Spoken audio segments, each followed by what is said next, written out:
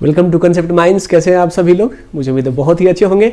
आज का हमारा टॉपिक है British railway, was it a gift और a trap. Actually British railway को इंडिया का बिगेस्ट गिफ्ट बताया जाता है, but the real question is कि क्या रेलवे इंडिया के डेवलपमेंट के लिए बनाया गया था या ब्रिटिश प्रॉफिट के लिए?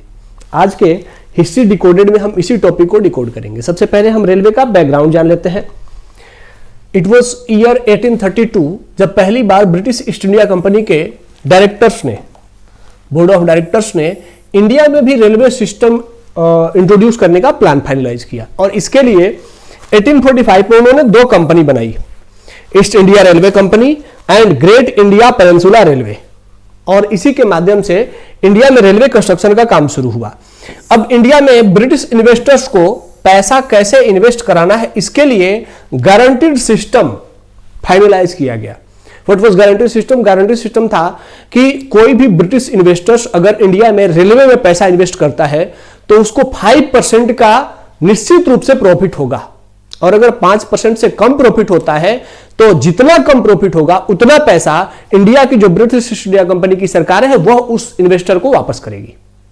अगर उसे घाटा होता है तो भी उसके घाटा को प्लस 5% प्रॉफिट का पैसा जो ईस्ट इंडिया कंपनी है वह उसको देगी। तो इस तरीके से गारंटी सिस्टम के थ्रू इंडिया में रेलवे कंस्ट्रक्शन का काम शुरू किया गया। साथ ही जो लैंड था, जो जमीन था, वह ईस्ट इंडिया कंपनी ने इन्वेस्टर कंपनी को फ्री में प्रोवाइड किया।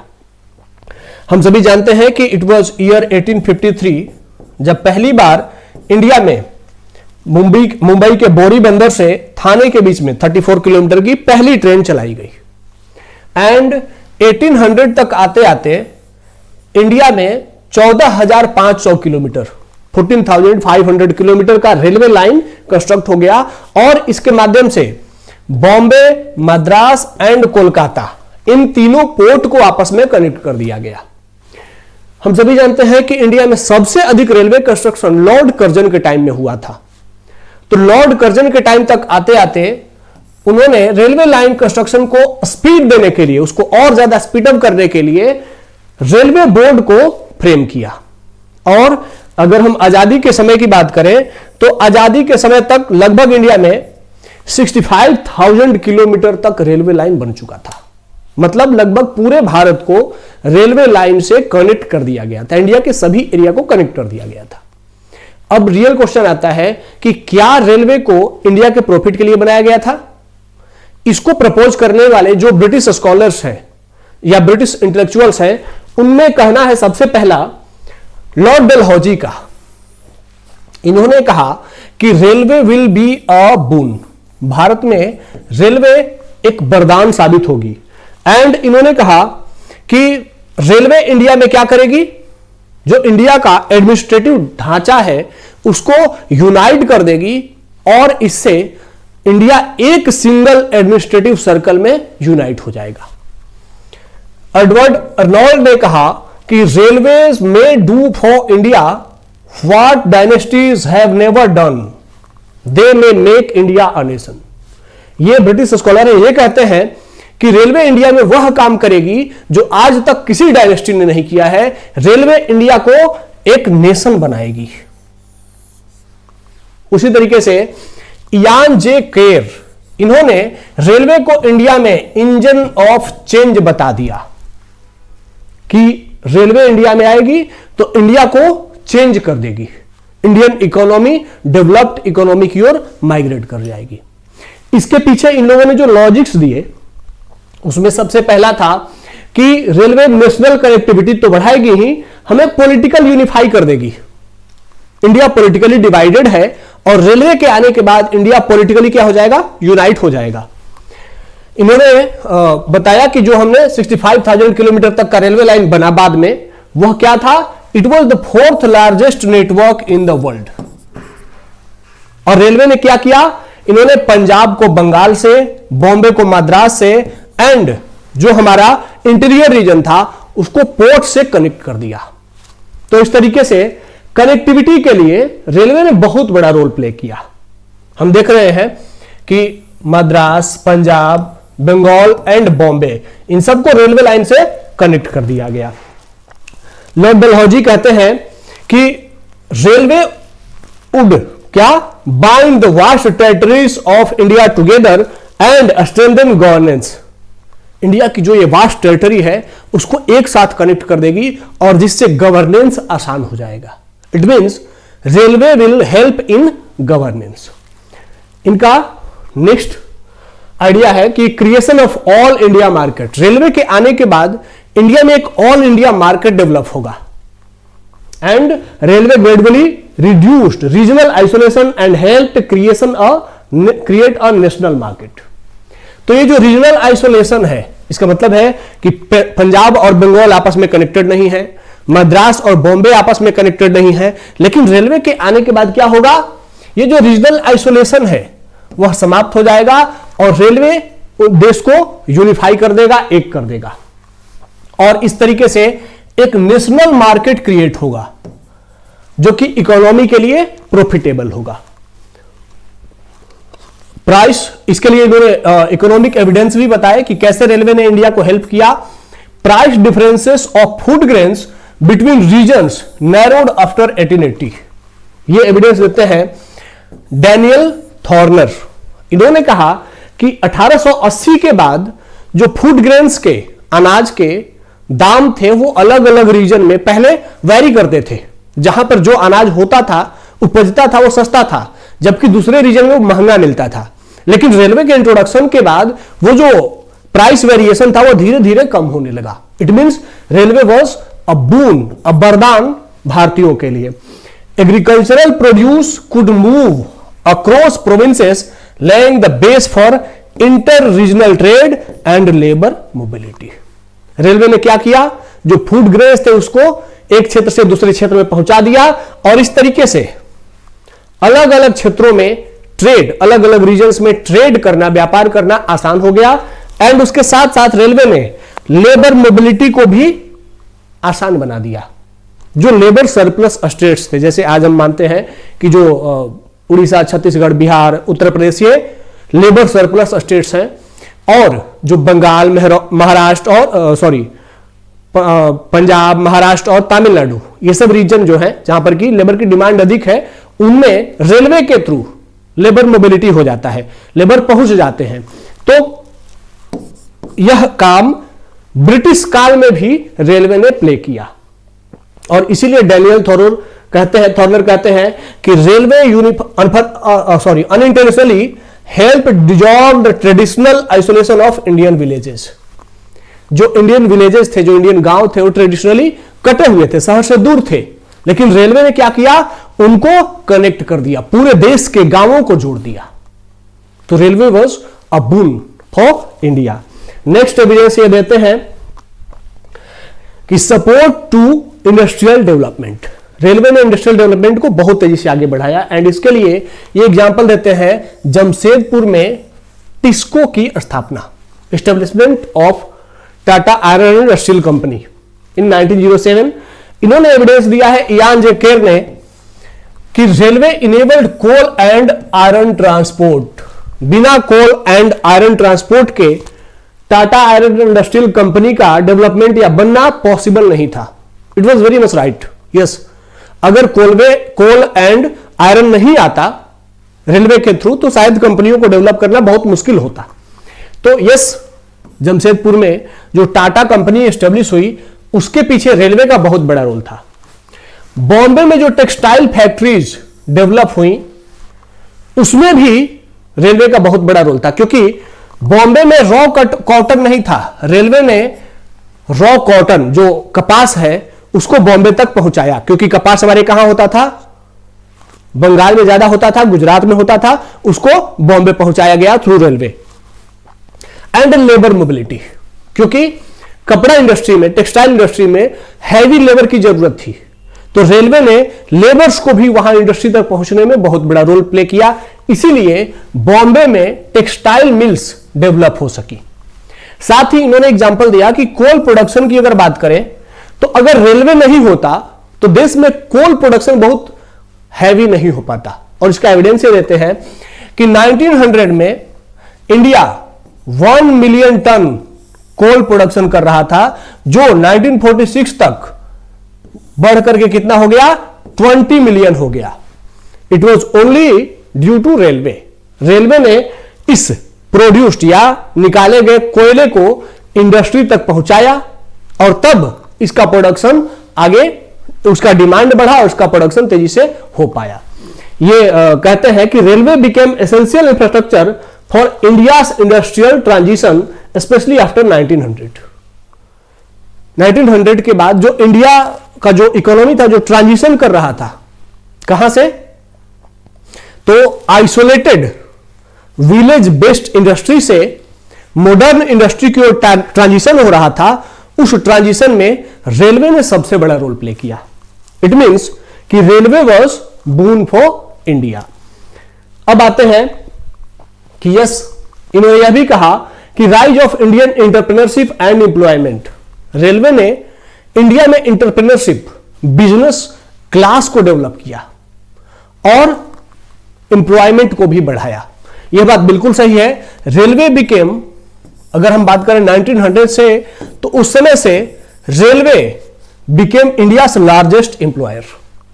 It was very right. Railway में ही हमारे यहां सबसे अधिक लोग काम कर रहे थे 1900 ईस्वी के बाद से।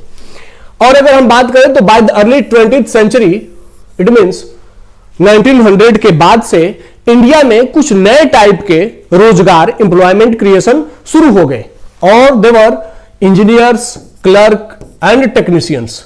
तो ये जो डेवलप हुए इंजीनियर, क्लर्क एंड टेक्नीशियन, इन सब को डेवलप करने में इंजीनियर्स, तो उस समय देश में बहुत ज्यादा इंजीनियरिंग के लिए कोई कंपनी नहीं थी, तो railway become the first and the most आवश्यक कंपनी जिसमें बहुत बड़े स्तर पर इंजीनियर्स काम करने लगे, टेक्नीशियंस काम करने लगे, क्लर्क काम करने लगे। तो इन सब लोगों को जॉब देने में भी रेलवे ने सबसे बड़ा रोल प्ले किया।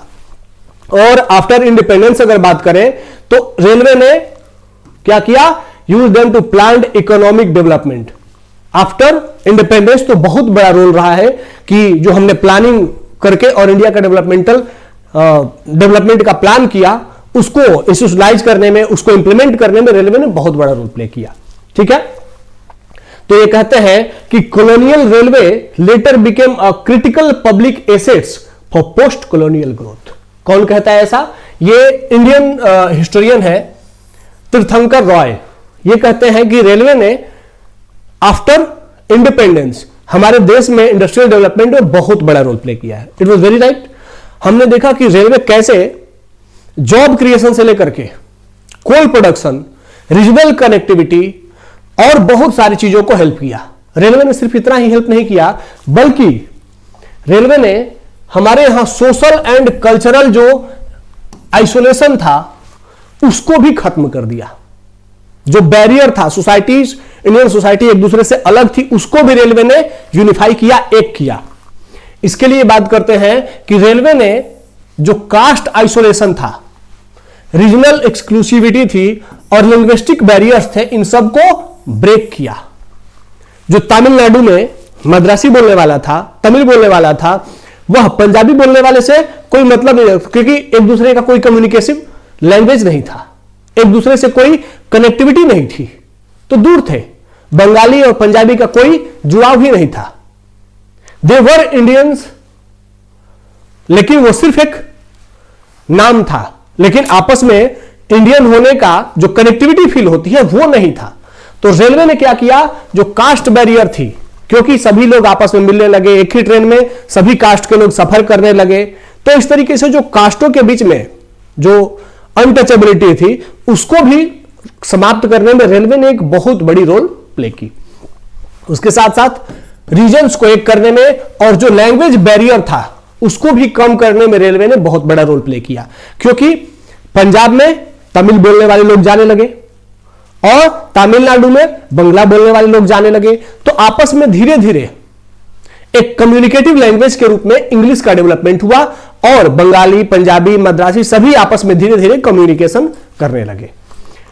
और साथ ही रेलवे ने मास पिलग्रिमेज बड़े स्तर पर भारत में, चूंकि हम एक धार्मिक सोसाइटी है एंड हमारी सोसाइटी ट्रेवल करती है, धर्म को लेकर के धर्म क्षेत्रों में ट्रेवल करते हैं, तो रेलवे के आने के बाद यह जो पिलग्रिमेज था, धार्मिक यात्रा था, यह बड़े स्तर पर संभव हो पाया। उसके साथ साथ नेशनल मूवमेंट को भी आगे बढ़ाने में रेलवे ने बहुत बड़ा रोल प्ले किया। अगर न्यूज़पेपर्स देश भर में मोबिलाइज हो सके, देश भर में पहुंच पाए, तो उसके लिए न्यूज़पेपर्स एंड पॉलिटिकल आइडियाज, तो उसके लिए रेलवे एकमात्र और सबसे इंपॉर्टेंट इंस्टीट्यूशन था। रेलवे नहीं होता तो उस समय बंगाल और महाराष्ट्र में जो आइडियाज थे वह पूरे देश में नहीं पहुंच पाते। तो रेलवे ने क्या किया, पूरे देश में न्यूज़पेपर और पॉलिटिकल आइडियाज को बहुत बड़े स्तर पर स्प्रेड किया। अगर रेलवे नहीं होता तो शायद कांग्रेस का जो सेशन होता था वह संभव नहीं हो पाता, क्योंकि उस सेशन में देश के अलग अलग रीजन में वो सेशन किया जाता था। रेलवे के थ्रू ही बड़े लीडर्स हो या छोटे लीडर्स हो या फिर कॉमन पीपल, वो सभी उस सेशन में अगर पार्टिसिपेट कर पाए तो इसका बहुत बड़ा रोल रेलवे को दिया जाता है। तो इसका मतलब है कि रेलवे ने भारत में बहुत बड़ा रोल प्ले किया। अब आते हैं नेक्स्ट आइडिया की ओर। Railway were an exploitative scam. Railway क्या था, यह एक स्कैम था जो कि इंडिया को लूटने के लिए प्लान किया गया था, and through railway Britishers looted India, ऐसा क्लेम करते हैं दादा भाई नौरोजी। इन्होंने अपनी जो बुक थी drain of wealth, poverty and un British rule in India में ये ड्रेन ऑफ वेल्थ का कंसेप्ट देते हैं।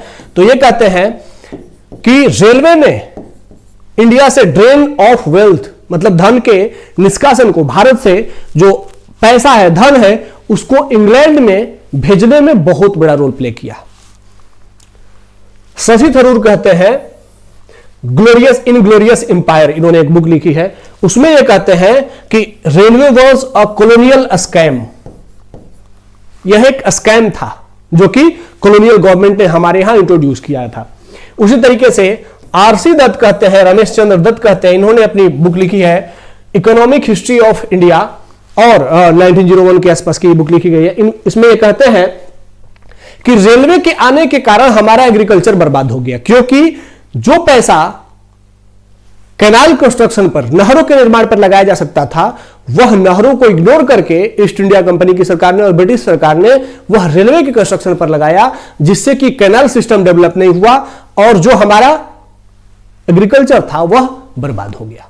इसका मतलब है कि they argue that India's railway were designed to benefit Britain more than the Indian people, facilitating exploitation and neglect। तो रेलवे ने यही काम किया। अब इसके लिए इनका जो एविडेंस है वह देखते हैं।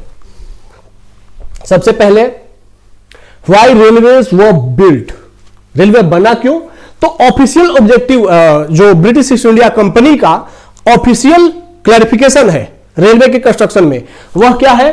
तो ब्रिटिश पार्लियामेंट में जो सेलेक्ट कमेटी थी ईस्ट इंडिया कंपनी की 1846 में, उस कमेटी का यह स्टेटमेंट है कि railway will facilitate the transport of raw material to ports and British manufactured goods to the interior. Railway क्या करेगी? जो इंडिया का रॉ मटेरियल है, रॉ मटेरियल क्या मतलब? इंडिया का रॉ मटेरियल का मतलब है कि जो भी हमारे यहां कपास है, अनाज है, चाय है, इनको क्या करेगी? जहां से बनता है, तैयार होता है, वहां से पोर्ट तक पहुंचाएगी, बंदरगाह तक पहुंचाएगी। एंड जो ब्रिटिश मैन्युफैक्चर्ड गुड्स हैं, जो ब्रिटिश तैयार माल है, क्योंकि वहां पर इंडस्ट्रियल रेवोल्यूशन आ गया था और बड़े स्तर पर हैवी प्रोडक्शन हो रहा था वहां की इंडस्ट्री में, तो वह जो इंडस्ट्रियल प्रोडक्शन है उसको ब्रिटिश पोर्ट से इंडिया के इंटीरियर रीजन तक पहुंचाएगी, और इस तरीके से इंडिया का पूरा मार्केट हमारे कंट्रोल में आ जाएगा। तो इन्होंने खुद ही अपना पर्पस क्लियर कर दिया। पर्पस क्या है? ट्रेड एफिशिएंसी, अपनी ट्रेड को फायदा पहुंचाना, नॉर्थ इंडियन मोबिलिटी, इंडिया की मोबिलिटी को बढ़ाना नहीं, इंडिया में कनेक्टिविटी को बढ़ाना इनका पर्पस नहीं था। पर्पस क्या था? Trade efficiency of British. ठीक है, तो खुद इनकी सेलेक्ट कमेटी का रिपोर्ट कहता है कि भारत में रेलवे इंडियन के बेनिफिट के लिए इंट्रोड्यूस नहीं किया गया, यह ब्रिटेन के बेनिफिट के लिए इंट्रोड्यूस किया गया। नेक्स्ट एविडेंस है guarantee profit system. Guarantee profit system क्या है भाई? अगर कभी भी कोई भी व्यक्ति कोई नई फैक्ट्री लगाता है, नया कंपनी एस्टेब्लिश करता है, तो उस फैक्ट्री का, उस कंपनी का प्रॉफिट या लॉस दोनों उसी का होता है। अगर कंपनी अच्छा प्रॉफिट काम कर गई तो वह प्रॉफिट कमाएगा, अगर कंपनी लॉस में गई तो वह हानि सहेगा। लेकिन यहां पर एक कंपनी बनाई गई, ब्रिटिश इन्वेस्टर्स ने पैसा इन्वेस्ट किया, लेकिन उनके पास लॉस का कोई रिस्क नहीं था। क्यों? क्योंकि ईस्ट इंडिया कंपनी ने उनको 5% सर्टेन गारंटी दिया, सर्टेन प्रॉफिट की गारंटी दी गई। यह कैसा इन्वेस्टमेंट है जिसमें कि लॉस का कोई सवाल ही नहीं है?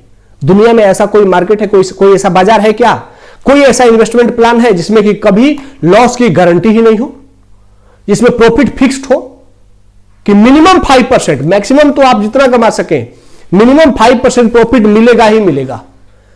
ऐसा कोई इन्वेस्टमेंट दुनिया में कभी नहीं आया। लेकिन इंडिया में रेलवे कंस्ट्रक्शन करते समय क्या किया गया? 5% रिटर्न की गारंटी दी गई, regardless of railway profit. Railway profit में जा रही है कि घाटे में जा रही है, इससे कोई मतलब नहीं है। जो कंपनी रेलवे कंस्ट्रक्शन में इन्वेस्ट करेगी उसको 5% का गारंटी रिटर्न दिया जाएगा। तो इसका मतलब क्या है कि यह एक ऐसा गेम था जिसमें लॉस किसका था? अगर कंपनी रेलवे लॉस में जाता है तो लॉस होगा इंडियन टैक्स पेयर का, क्योंकि इंडियन टैक्स पेयर का पैसा ईस्ट इंडिया कंपनी उस इन्वेस्टर को देगी। और अगर प्रॉफिट होता है तो किसका होगा? ब्रिटिश शेयर होल्डर्स का। अपने आप में एक अजब प्लान दिखता है, अजीब है ना? तो इस तरीके से ऐसा प्लान डिजाइन किया गया। यह एक बुक है, Indian railway and British imperialism. इसी में बताया गया इसके चैप्टर 2 में कि ये जो 5% का निश्चित गारंटी सिस्टम था वह इंडियन टैक्स पेयर को लॉस करा करके ब्रिटिश इन्वेस्टर्स को पैसा दिया गया था। ठीक है, तो इससे पर्पस क्लियर हो जाता है कि यह इंडिया के डेवलपमेंट के लिए नहीं था, यह ब्रिटिश प्रॉफिट के लिए लाया गया था। Next evidence is railway as a tool of extraction, economic drain. कैसे देश से बाहर पैसा पहुंचाया गया रेलवे के थ्रू? तो poverty and un British rule in India में दादा भाई नौरोजी उसके चैप्टर 4 में कहते हैं, railway served as channels through which India's wealth was drained to England. Railway ने वो चैनल के रूप में काम किया जिसके माध्यम से इंडियन वेल्थ को इंग्लैंड ड्रेन किया गया, पहुंचाया गया। और कैसे? तो जो रॉ मटेरियल होता था लाइक कॉटन, जूट, कोल, इसको क्या किया गया? इंडियन विलेजेस से पोर्ट तक पहुंचाया। किसने पहुंचाया? रेलवे ने। एंड जो ब्रिटिश मैन्युफैक्चर्ड गुड्स थे उसको इंडियन मार्केट तक पहुंचाया। तो इस तरीके से इंडिया क्या बन गया? ब्रिटिश मैन्युफैक्चर गुड्स का इंपोर्टर और रॉ मटेरियल का एक्सपोर्टर। तो वह देश कभी भी डेवलप नहीं कर सकता जो अपने यहां रॉ मटेरियल को प्रोसेस नहीं करेगा। जो भी देश रॉ मटेरियल को एक्सपोर्ट करेगा, जैसे दुनिया में सबसे अधिक अगर हम बात करें ओर्स की, खनिजों की, तो वह अफ्रीका में है और बड़े स्तर पर है भी, वहां पर कंस्ट्रक्शन भी उसको निकाला भी जाता है। लेकिन क्या अफ्रीका डेवलप हो पाया? नहीं। उस देश के रॉ मटेरियल को यूज करके यूरोप और अमेरिका डेवलप्ड नेशन बन गए। इंडिया के रॉ मटेरियल को यूज करके इंग्लैंड दुनिया की सबसे बड़ी इकोनॉमी बन गया था उस समय। लेकिन सिर्फ रॉ मटेरियल को एक्सपोर्ट करने वाला कभी भी डेवलप्ड नहीं हो सकता। लेकिन अंग्रेजों ने ऐसा सिस्टम डिजाइन किया रेलवे के थ्रू कि रॉ मटेरियल को पोर्ट पर पहुंचाने का जो फेयर था, जो किराया था, वह बहुत सस्ता था, जबकि पोर्ट से रॉ मटेरियल को देश के अंदर लाने का किराया बहुत महंगा था। मतलब कि अगर कोई इंडियन इन्वेस्टर दुनिया के किसी और देश से रॉ मटेरियल इंडिया में लाना चाहे तो उसे बहुत अधिक टैक्स देना पड़े। उसी तरीके से मैन्युफैक्चर्ड गुड्स को, ब्रिटिश मैन्युफैक्चर्ड गुड्स को इंडियन मार्केट में पहुंचाने का किराया बहुत सस्ता था, लेकिन इंडियन मैन्युफैक्चर्ड गुड्स को पोर्ट पर पहुंचाने का किराया बहुत महंगा था। उसके साथ ही एक और प्लान किया गया था कि ब्रिटेन को छोड़ करके दुनिया के और किसी देश का मैन्युफैक्चर्ड गुड्स जब इंडिया में आता था तो उसके लिए रेलवे का किराया महंगा था। सिर्फ ब्रिटेन के मैन्युफैक्चर्ड गुड्स का किराया जो कि पोर्ट से देश के अंदर जाता था वो सस्ता था, लेकिन दुनिया का और कोई देश अपना मैन्युफैक्चर्ड गुड्स इंडियन मार्केट में लेके आना चाहे तो उसके लिए रेलवे का किराया महंगा था। तो यह इसका मतलब है कि यह इंडिया के हेल्प के लिए नहीं बल्कि इंडियन जो वेल्थ है उसको ड्रेन करने के लिए, उसको डिस्ट्रॉय करने के लिए, उसको इंग्लैंड पहुंचाने के लिए रेलवे डिजाइन की गई थी। ओके, अगला एविडेंस है कि इंडिया में जो रेलवे लाया गया उसने मिलिट्री कंट्रोल एंड स्पीड दोनों को बढ़ा दिया। इवन आपको पता होना चाहिए कि जो 1900 तक, इवन आजादी तक जो टोटल रेवेन्यू कलेक्ट होता था ब्रिटिश गवर्नमेंट का इंडिया में, उसका अराउंड 40% इंडियन मिलिट्री पर स्पेंड किया जाता था, भारतीय सेना पर खर्च किया जाता था, आज के पाकिस्तान की तरह। जबकि अगर हम आज के इंडिया की बात करें तो आज इंडिया अपने टोटल जीडीपी का अराउंड 3 to 3.5% ओनली मिलिट्री पर खर्च करता है, मिलिट्री एक्सपेंडिचर करता है। लेकिन ईस्ट इंडिया कंपनी ने कितना किया? 40% किया, और उसमें रेलवे सिस्टम ऐसे डेवलप किया गया कि स्ट्रेटेजिक मिलिट्री रूट्स, इसका मतलब है कि जहां जहां सरकार को लगता था कि यहां पर रिवोल्ट हो सकता है, विद्रोह हो सकता है, उन रीजन को रेलवे नेटवर्क से कनेक्ट कर दिया गया कि जैसे ही रिवोल्ट होने की संभावना हो आर्मी को तुरंत मोबिलाइज किया जा सके। ठीक है, और इस तरीके से रेलवे को क्या कर दिया गया? आर्मी लॉजिस्टिक्स का एक पार्ट बना दिया गया। Railway in modern India book में उसके चैप्टर 1 में ही बताया गया है कि रेलवे क्या करती थी? स्ट्रेटेजिक मिलिट्री रूट्स को कनेक्ट करती थी। अगला एविडेंस है कि रेलवे अगर इंडिया के डेवलपमेंट के लिए आया था तो इंडिया का वर्ल्ड जीडीपी में जो शेयर है, वर्ल्ड ट्रेड में जो शेयर है, उसको अगर एविडेंस करें तो 1700 में इंडिया का वर्ल्ड जीडीपी में शेयर कितना है? 24%, around 1/4 of the world trade, and British share was near about 2%। In 1820, when railway construction was proposed, the idea was proposed, तब इंडिया का इंटरनेशनल मार्केट में शेयर कितना था? इंटरनेशनल ट्रेड में 16%, and British share rose to 9%। British share कितना चला गया? 9%। अब इंडिया का शेयर 1950 तक कितना हो गया? वर्ल्ड ट्रेड में less than 4%, and British share grow to 10%। तो इसका मतलब है कि इंडिया का जो व्यापार है वह वर्ल्ड व्यापार में 24% से गिर करके 4% से भी कम हो गया। तो रेलवे अगर ग्रोथ का इंजन बन रहा था इंडिया के लिए, तो इंडिया का ग्रोथ डेवलपमेंट बढ़ना चाहिए था ना, इंडिया का जीडीपी ग्रोथ बढ़ना चाहिए था, वर्ल्ड शेयर बढ़ना चाहिए था। जबकि हम कंपेयर कर रहे हैं तो इंडिया 24% से गिर करके कहां आ गया? लेस देन 4%, और ब्रिटेन लेस देन 2% से बढ़कर के 10% हो गया। तो इसका मतलब है कि रेलवे ने किसके प्रॉफिट के लिए काम किया?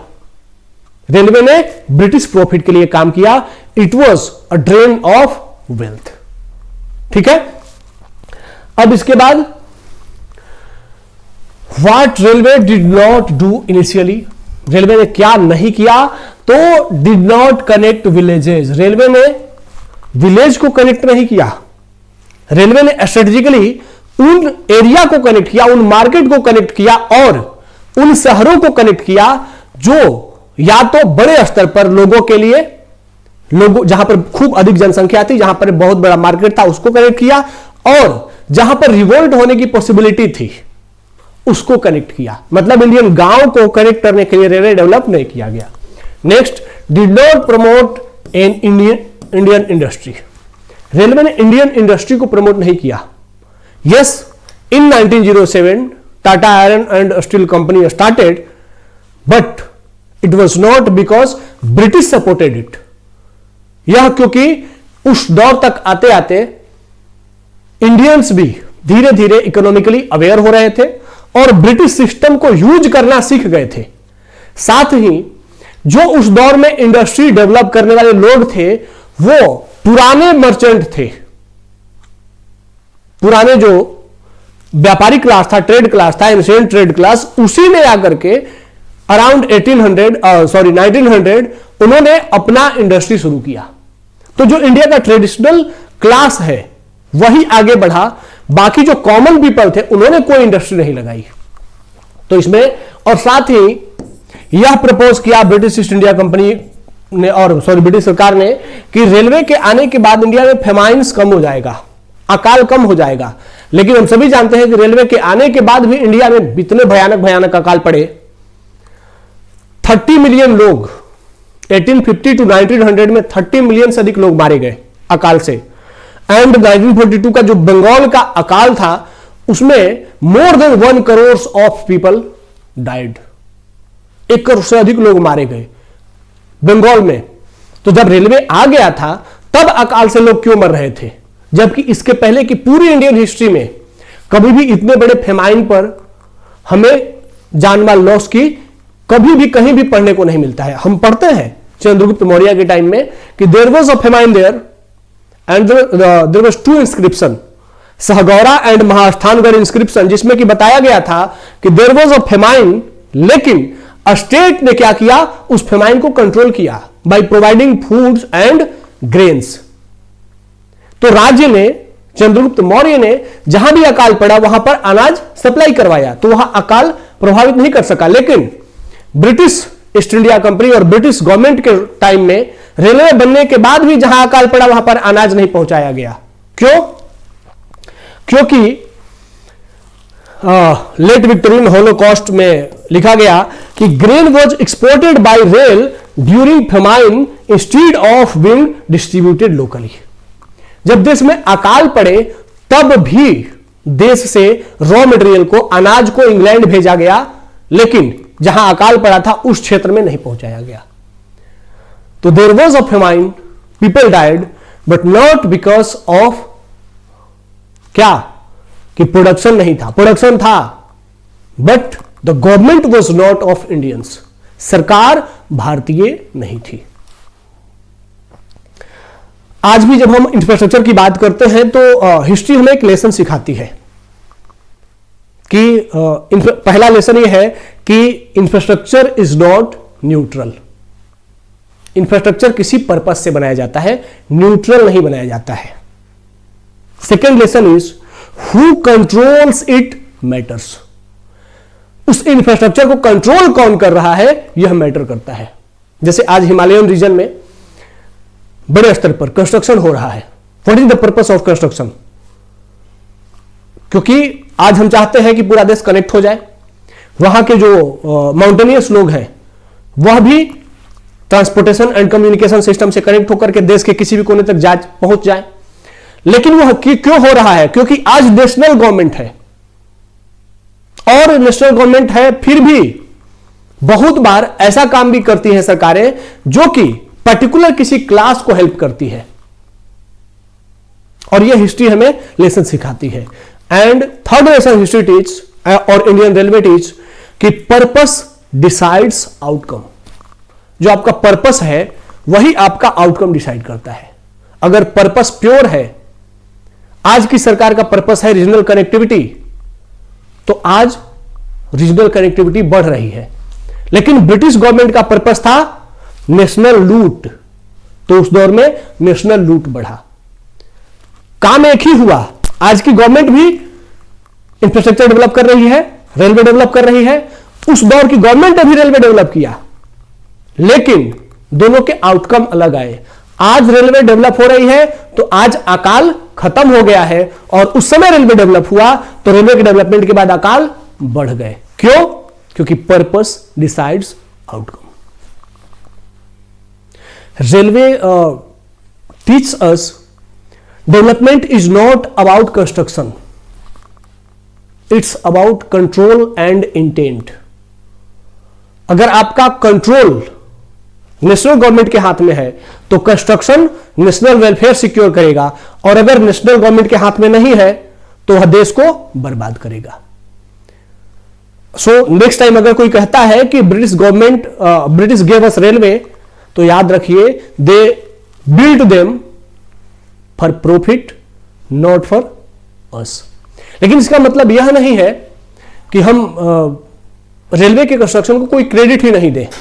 Yes, railway played a very big role, but railway ने हमारे यहां नेशनलिज्म को प्रमोट कर दिया, न्यूज़पेपर मोबिलिटी को बढ़ाया, कांग्रेस जैसी संस्था को डेवलपमेंट करने में बहुत बड़ा रोल रेलवे ने प्ले किया। लेकिन it was not intention, it was by product of railway. यह रेलवे का या ब्रिटिश सरकार का इंटेंशन नहीं था, यह एक उप उत्पाद था। मतलब वो नहीं चाहते थे, लेकिन फिर भी ऐसा हो गया।